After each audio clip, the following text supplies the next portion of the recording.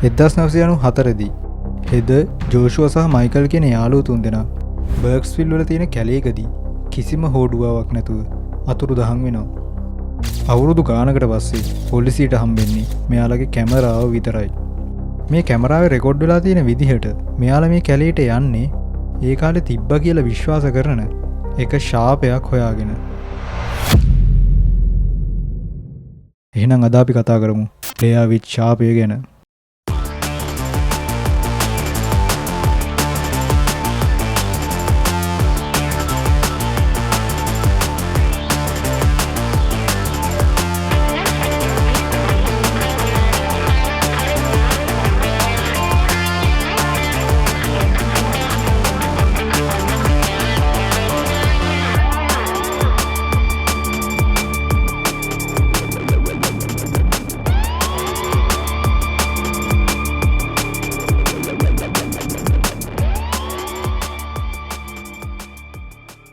බ්ලෙයාර් which ශාපය ගැන කතා කරනවා නම් අපිට මේ දේ පටන් ගත්තු තැන ගැන කතා කරන්න වෙනවා. මේක පටන් ගන්නෙ අද ඊයේ නෙමෙයි. මේක පටන් ගන්නෙ 1700 ගණන් වලදී. 1785 දී මේරිලන්ඩ් වල තියෙන බ්ලෙයාර් කියන නගරයට අමුතු විදිහේ ගෑනු කෙනෙක් එනවා. මේ ගෑනු කෙනාගේ නම වෙන්නේ එලි කෙඩ්වර්ඩ්. එලි කෙඩ්වර්ඩ් කියන ගෑනු කෙනා ටික කාලයක් යද්දී මේ නගරේ ඉන්න ළමයින්ව තමන්ගේ ගෙදරට එක්කන් ගිහිල්ලා තියෙනවා. මේ ළමයි කියලා තියෙන විදිහට මෙයාලව එක්කන් ගිහිල්ලා මේ ළමයින්ගෙන් ලේ අරන් තියෙනවා. ඒත් ඒ මොකටද කියලා අද වෙනකනුත් කවුරුත් හොයාගෙන තිබුණේ නැහැ. මේ දේ දැනගත්තු නගරයයි මේ ගෑනු කෙනා සමහර විට මායාකාරියක් වෙන්න ඇති කියලා හිතලා මෙයාව මේ නගරෙන් පන්නන්න තීරණය කරනවා. මෙයාලා නිකම්ම පන්නන්නෙත් නැහැ. මේ නගරය ආසන්නයේ තියෙන විශාල කැලයක්. මේ කැලේ හඳුන්වන්නේ බ්ලැක් හිල්ස් වනාන්තරය කියලා. මෙයාලා කරන්නේ මේ ගෑනු කෙනාව මේ කැලේ මැද්දට අරන් ගිහිල්ලා දම්වැල් වලින් බැඳලා මැරෙන්න දාලා එනවා. ටික කාලයකට විතර පස්සේ එලි කෙඩ්වර්ඩ් මේ වැරද්දට අහු කරපු හැම ළමයෙක්ම අපිරහස් විදියට අතුරුදහන් වෙනවා. මේකට කට්ටියට කිසිම හේතුවක් හොයාගන්න හම්බෙන්නේ නැහැ. මොකද හොඳට හිටිය ළමයි එකපාරම අතුරුදහන් වෙන්නේ කොහොමද? ඉතින් මේ සිද්ධ වෙච්ච දෙයට බය වුණ නගරයයි මෙතනින් පස්සේ එලි කෙඩ්වර්ඩ් කියන නමවත් මේ නගරය ඇතුළේදී පාවිච්චි කරේ නැහැ. මෙයාලා කරන්නේ තමන්ට පුළුවන් ඉක්මනින්ම මේ නගරය අතෑරලා දාලා යන එක. මෙතනින් පස්සේ තමයි බ්ලෙයාර් විච් කියන ශාපය හැදෙන්න ගන්නෙ. 1824 දී මේ බ්ලෙයාර් කියන නගරය බර්ක්ස්විල් කියලා නම් කරන්න ගන්නවා. මෙතනින් පස්සේ මේ නගරයට අලුතෙන් මිනිස්සු ගෙනල්ලා අලුතෙන්ම පදිංචි කරන්න ගන්නවා. හැබැයි බ්ලෙයාර් විච්ගේ ශාපය නම් ඉවර වෙලා තිබ්බේ නැහැ. මේ කාලේ වෙනකොටත් ළමයින්ගේ අතුරුදහන් වීම වාර්තා වෙලා තියෙනවා. මේකට ප්‍රසිද්ධම උදාහරණය වෙන්නේ අයිලීන් ට්‍රීකල් කියන ගෑනු ළමයාගේ අතුරුදහන් වීම. 1825 දී ඒ කියන්නේ මේ නගරේ බර්ක්ස්විල් කියලා නම් කරලා හරියටම අවුරුද්දකට පස්සේ මේ නගරය එකතු වෙලා එක උත්සවයක් පවත්වනවා. මේ උත්සවය හඳුන්වන්නේ වීට් හාවර්ස් පික්නික් කියලා. මේ වීට් හාවර්ස් පික්නික් කියලා කියන්නේ මේ නගරයේ මාස ගණන් තිස්සේ වවපු තිරිඟු අස්වැන්න නෙළුවට පස්සේ ඒකේ සතුට සමරන්න මේ අය එකතු වෙලා කරන සාම්ප්‍රදායික උත්සවයකට. මේ උත්සවයේ අතරමැද්දේදී අවුරුදු 10ක් වයස අයිලීන් ට්‍රීකල් කියන ගෑනු ළමයා කැලේ මැද්දෙන් යන පොඩි ගංගාවක් ළඟට යනවා. මෙතනදී වතුරෙන් මතුවුණු අద్భుත අතක් මේ ගෑනු ළමයාව වතුර යටට ඇදගෙන ගිහින් තියෙනවා. වාර්තා වෙලා තියෙන විදිහට මේ සිද්ධ වෙච්ච දේ එතන හිටපු 11 දෙනෙක් දැකලා තියෙනවා. හැබැයි කිසි කෙනෙක්ට මේ ළමයාගේ බොඩි එක නම් කවදාවත් හම්බෙලා තිබුණේ නැහැ. මේ සිද්ධිය වෙලා දවස් ගානකට පස්සේ මේ ගංගාවෙන් තෙල් ගෑවුණු අමුතු විදිහේ කෝටු වලින් හදපු සලකුණු වගේක් මතුවලා තියෙනවා. මේ නිසා දවස් 13ක් යනකම් ගමේ අයට මේ ගංගේ වතුර පාවිච්චි කරන්න හම්බෙලා නැහැ. මොකද මේ වතුර බීපු මිනිස්සෙක් ඒ වෙලෙම අසනීප වෙලා මැරිලා තියෙනවා.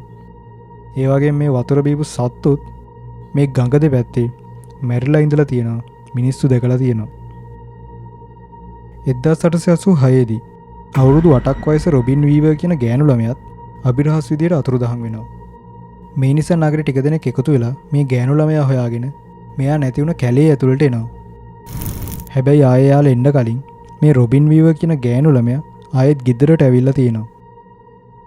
රොබින් කියලා තියෙන විදිහට මෙයාට මේ කැලේ ඇතුළේදී වයසක ගෑනු කෙනෙක්ව හම්බෙලා තියෙනවා. ඉන්පස්සේ මේ ගෑනු කෙනා මේ ළමයව අතෑරලා දාපු ගෙදරක බේස්මන්ට් එකකට එක්කන් ගිහින් තියෙනවා. මෙතනදී මේ ගෑනු කෙනා ආයෙ එනවා කියලා මේ ළමයාට පොරොන්දු වෙලා තියෙනවා. රොබින් කියන විදිහට එයා බේස්මන්ට් එකේ පැය ගාණක් තනියම ඉඳලා තියෙනවා. හැබැයි පැය ගාණක් තිස්සේ මේ ගෑනු කෙනා ආයෙ ආපු නැති නිසා මෙයා මේ බේස්මන්ට් එකේ තිබ්බ ජනේලකින් රිංගලා ආයෙත් ගෙදර හොයාගෙන ඇවිත් තියෙනවා. හැබැයි මේ ගෑනු කෙනා කවුද කියලා කවුරුත් දැනගෙන හිටියේ නැහැ. රොබින් ආරක්ෂිතව තමන්ගේ ගෙදරට ආයෙ ආවත් මෙයාව හොයන්න ගියපු කණ්ඩායම නම් ආයෙ නගරයට ආවේ නැහැ. මේ නිසා මෙයාලව හොයන්න තවත් කණ්ඩායමක් මේ කැලේ ඇතුළට යනවා. මේ කණ්ඩායමට හම්බෙන්නේ කලින් කණ්ඩායමේ කට්ටියගේ නිර්වත් ශරීර ටික විතරයි. කවුරු හරි කෙනෙක් මේ කණ්ඩායමම ඝාතනය කරලා එයාලගේ ශරීර වලින් අමුතු විදිහේ සලකුණක් නිර්මාණය කරලා තිබුණා. වාර්තා වෙලා තියෙන විදිහට දෙවෙනි කණ්ඩායම මේ ගැන නගරයට කියලා ආයෙත් එද්දී මේ ශරීර ටික කිසිම හෝඩුවාවක් නැතුව අතුරුදහන් වෙලා තියෙනවා. මේ දේ කවුරු කරාද කොහොම සිද්ධ වුණාද කියලා මේ වෙනකොටත් කවුරුත් හොයාගෙන තිබුණේ නැහැ. මේ විදිහට අద్భుත සිද්ධීන් එක්ක අවුරුදු ගාණක් ගෙවුනට පස්සේ 1940 දී එක මිනිස්සෙක් මේ නගරයට ඇවිල්ලා එක දෙයක් කියනවා. ඒ තමයි එයා ළමයි 7 දෙනෙක්ව ඝාතනය කරා කියලා. මේ මිනිස්සයාගේ නම වෙන්නේ රස්ටින් පාර්. රස්ටින් පාර් ජීවත් වෙන්නේ කැලේ ඇතුලේ තියෙන පොඩි ගෙදරක. ඉතින් මේ වගේ කෙනෙක් ඇයි මෙහෙම දෙයක් කරන්නේ? මොකද්ද තිබ්බ හේතුව? රස්ටින් පාර් කියන විදිහට මෙයාට මේ දේ කරන්න කියලා තියෙන්නේ කැලේ ඇතුලේ ඉන්න එක ගෑනු කෙනෙක්. හැබැයි මේ ගෑනු කෙනා කවුද කියලාවත් කොහෙද ඉන්නේ කියලාවත් රස්ටින් පාර් දැනගෙන ඉඳලා නැහැ. මෙයාට ඇහිලා තියෙන්නේ මේ ගෑනු කෙනාගේ කටහඬ විතරයි. පොලිසියා එකතු වෙලා මෙයා ගෙදර පරීක්ෂා කරලා බලද්දී මෙයාලට රස්ටින් පාර් ඝාතනය කරපු ළමයි 7 දෙනාගෙම ශරීර හම්බෙනවා. ඒ වගේම මෙයාගේ ගේ ඇතුලින් ලේ වලින් ඇඳපු අමුතු විදිහේ සලකුණු වගේක් හම්බෙලා තියෙනවා. මේ සලකුණුම තමයි කැලේ ඇතුළේදීත් සමහර මිනිස්සුන්ට දකින්න හම්බෙලා තියෙන්නේ. ඉතින් මේ නිසා කට්ටියට තේරෙන්න ගන්නවා රස්ටින් පාර්ව බ්ලෙයාර් විච්ගේ ශාපයට අහු වෙලා කියලා. මේ නිසා නගරය එකතු වෙලා රස්ටින් පාර්ගේ මුළු ගෙදරම ගිනි තියන්න ගන්නවා. ඊට පස්සේ රස්ටින් පාර්ව මේ කරපු අපරාධ වෙනුවෙන් එල්ලලා මරනවා. 1994 දී හෙදර් ඩෝනහිව්, මයික් විලියම් සහ ජෝෂ් ලෙනට් කියන යාළුවෝ තුන්දෙනා බ්ලෙයාර් විච් කියන වීඩියෝ එකක් කරන්න මේ බර්ග්ස්විල් වලට එනවා. පළවෙනි දවසේ රෑ මෙයාලා නිදා ගන්න යනකොට මෙයාලගේ කැම්ප් එක වටේට කවුරු හරි ඇවිදින සද්දයක් මෙයාලට ඇහෙනවා. ඒත් මෙයාලා මේක වැඩි ගණන් ගන්නේ නැහැ. මෙයාලා හිතන්නේ මේ කැලේ ඉන්න සත්තු තමයි මොකක් හරි මේ සද්දයක් කරන්නේ කියලා. හැබැයි දවස් ගෙවෙන්න මේ වගේ අద్భుත සිද්ධීන් ගොඩක් මෙයාලගේ වටේට වෙන්න ගන්නවා. දෙවනි දවසේ රාත්‍රියේදී ආයෙත් මෙයාලා නිදාගන්න යද්දී මේ වගේම සද්ද ඇහෙන්න ගන්නවා. මේ පාරත් මෙයාලා වැඩි ගණන් ගන්න නැතුව නිදා ගන්නවා. හැබැයි උදේ නැගිටිද්දී මෙයාලා කවදාවත් හිතන්නේ නැති දෙයක් සිද්ධ වෙලා තියෙනවා. ඒ තමයි ගල් වලින් හදපු අමුතු විදිහේ සලකුණු තුනක් මෙයාලගේ කැම්ප් එක වටේට කවුරු හරි හදලා ගිහිල්ලා තිබ්බා.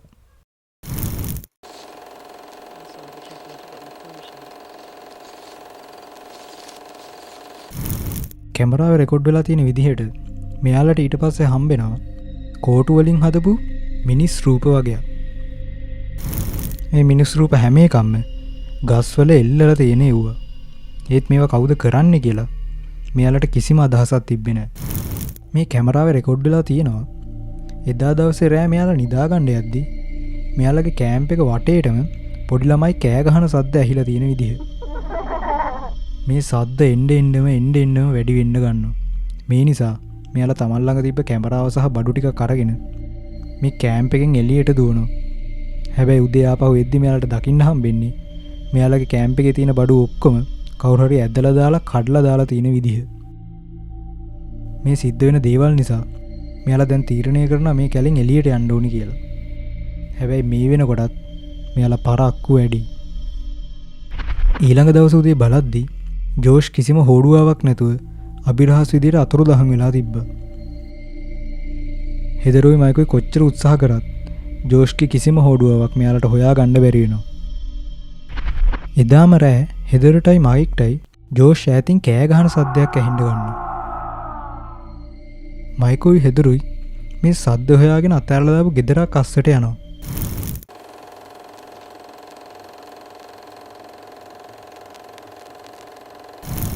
ඒත් මේ වගේ කැලයක් මැද්දට මේ වගේ ගෙදරක් එන්නේ කොහොමද?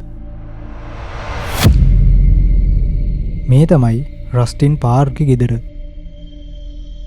මේ වෙනකොට මේ රස්ටින් පාර්ක්ගේ ගෙදර කියලා හෙදරුයි මයිකුයි දැනගෙන හිටියේ නෑ.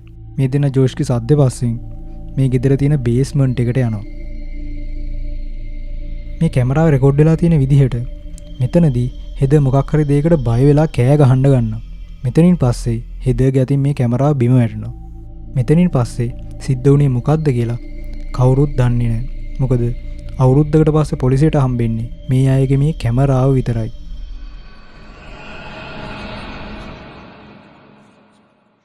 ඉතින් ඇත්තටම බ්ලෙයාවිච්ගේ ශාපේ තියනවද? අපෝ නෑ. බ්ලෙයාවිච්ගේ ශාපේ එහෙම නැත්නම් බ්ලෙයාවිච් කියලා කියන්නේ 1999 දී නිකුත් වුණ The Blair Witch Project කියන ෆිල්ම් එකට ගොතපු මිත්‍යා කතාවක් විතරයි.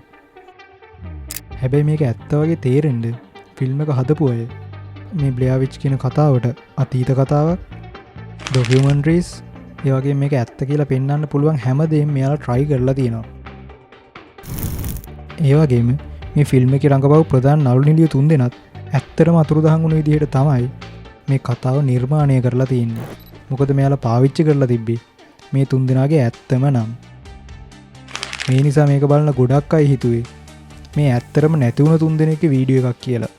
මෙන්න මේ හේතුන් නිසා තමයි 1999 දී රිලීස් වෙච්ච The Blair Witch Project කියන ෆිල්ම් එක අදටත් බිහුණු හොඳම හොරර් ෆිල්ම් එකක් විදිහට හඳුන්වන්නේ.